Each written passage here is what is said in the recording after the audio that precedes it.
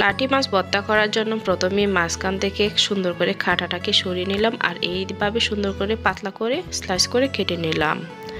আর সামান্য একটু হলুদের গুঁড়ো দিয়ে দিলাম, তাহলে কিন্তু মাছটার ভর্তাটা করতে কিন্তু খুবই সুন্দর আসে আর কালারটাও কিন্তু খুবই দারুণ হয়। আর সেটা কিন্তু ভালোভাবে হাত দিয়ে মেশ করে নিচ্ছি। অবশ্যই আমার প্রতিটা টিপসগুলো আপনারা ফলো করে দেখবেন, খুবই ইউনিকভাবে আমি আজকে ভর্তাটা বানিয়ে নিলাম। কড়াই কিছু তেল ঢেলে নিলাম, কড়াইটাকে ভালোভাবে গরম করে তারপরে মাছগুলোকে দিয়ে দিচ্ছি।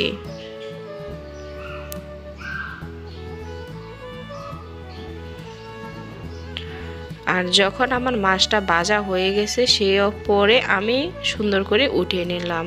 আর মাছটা কিন্তু নিচে লাগে নাই, আর সুন্দর করে দেখতে পাচ্ছেন উঠে গেল।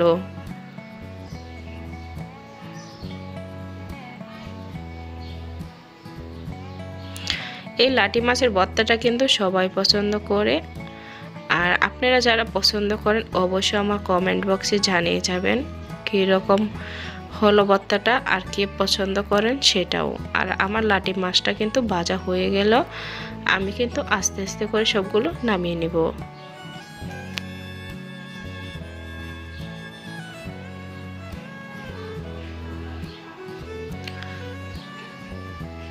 এখন আমি কিছু কাঁচামরিচ আমি ভেজে নিচ্ছি। আর এতগুলা মরিচ কিন্তু আমি ভর্তায় দিব না, অল্প দিয়ে দিব।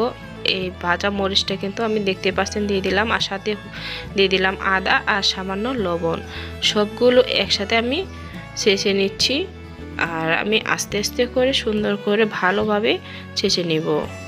আর যারা আমার চ্যানেলটা সাবস্ক্রাইব করে নাই প্লিজ এখনই সাবস্ক্রাইব করে দিয়ে আমাদের পাশেই থাকুন। আর দেখতে পাচ্ছেন লাটি মাছগুলো কিন্তু আমি এখন আস্তে আস্তে করে শেষে পরে দিয়ে দিব।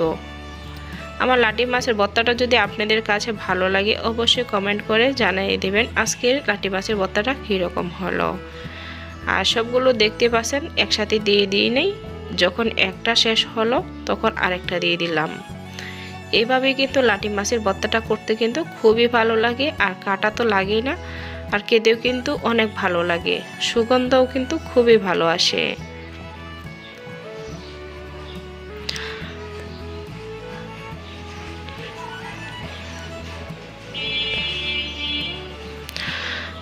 আমার রেসিপিটি আপনাদের কাছে যদি প্রতিনিয়ত ভালো লাগে অবশ্যই আপনারা আমার চ্যানেলটাকে সাবস্ক্রাইব করে অবশ্যই আনসাবস্ক্রাইব করবেন না, কারণ প্রতিনিয়ত হয়তো আমি ভালো মন্দ আপনাদেরকে রেসিপি দিতে পারি না, হয়তো একটা ভিডিও হয়তো আপনাদের কাছে ভালো লাগবে। এই যে দেখেন আমার লাটি মাছটা কিন্তু সুন্দর করে আমি ছেঁচে নিলাম, আর উপরে আমি কিছু পেঁয়াজ ভাজা দিয়ে দিচ্ছি। পেঁয়াজটাকে কিন্তু আমি হালকা ভেজে নিয়েছি, তেলের মধ্যে বেশিক্ষণ ভাজি নাই। আর এভাবে কিন্তু আপনার পেঁয়াজটা কিন্তু মাছের সাথে অ্যাডজাস্ট করলে ভর্তাটা কিন্তু খেতে খুবই ভালো লাগে। আর দেখতে পাচ্ছেন আমি পারফেক্টভাবে ভর্তাটা করে নিলাম, আর ফাইনাল লুকটা কিন্তু খুবই সুন্দর ছিল, আর খেতে কিন্তু খুবই মজা ছিল এই ভর্তাটা। যারা চ্যানেলটাকে সাবস্ক্রাইব করে নাই প্লিজ সাবস্ক্রাইব করে দিয়ে আমার পাশে থাকুন। সবাই ভালো থাকুন, আল্লাহ হাফিজ।